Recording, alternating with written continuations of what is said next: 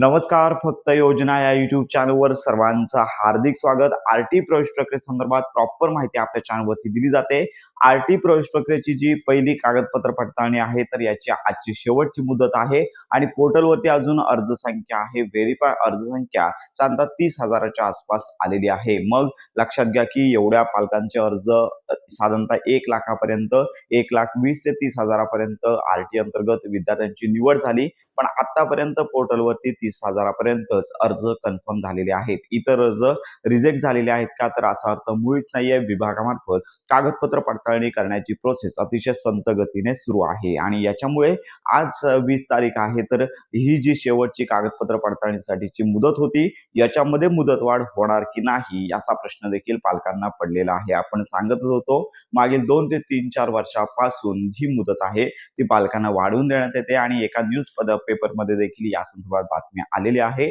फक्त एवढंच की अजून पोर्टलवरती अपडेट झाले नाहीये. साधारणतः आज संध्याकाळपर्यंत पोर्टलवरती अपडेट येईल आणि पुढील 5-6 दिवस अजून जे पालक आहेत ज्यांचं पहिल्या निवड यादीमध्ये ज्यांच्या पाल्यांचं नाव आलेलं आहे, तर त्यांना ही मुदतवाढ मिळणार आहे. आणि अनेक जे वेटिंग लिस्टमध्ये जे पालक आहेत त्यांना प्रतीक्षा होती की लगेचच 21 तारखेला दुसरी निवड यादी लागणार आहे का?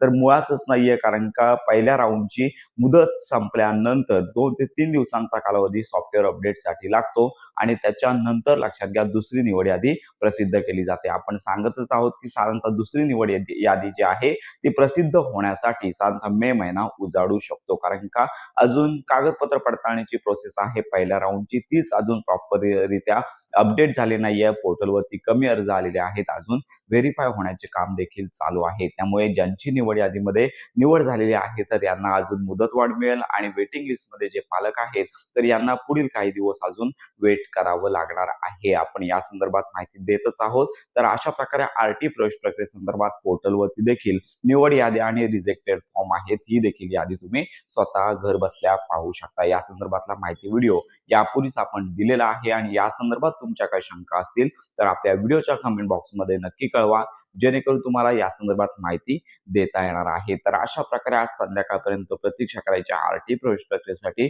पहिला जो राऊंड आहे यासाठी मुदतवाढ मिळणार आहे आणि त्याच्यानंतर जे वेटिंग लिस्टमध्ये ज्या पाल्यांची नावं आहेत त्यांना अजून थोडी प्रतीक्षा करावी लागणार आहे. कारण का पोर्टल मार्फत कागदपत्र पडताळणीसाठी ही मुदतवाढ होणार असल्याची बातमी समोर येत आहे. तर अशा प्रकारची ही महत्त्वाची माहिती सर्वांपर्यंत नक्की शेअर करा. योजना संदर्भात खात्रीशीर माहितीसाठी आपल्या फक्त योजना या YouTube चॅनलच्या कनेक्ट राहा.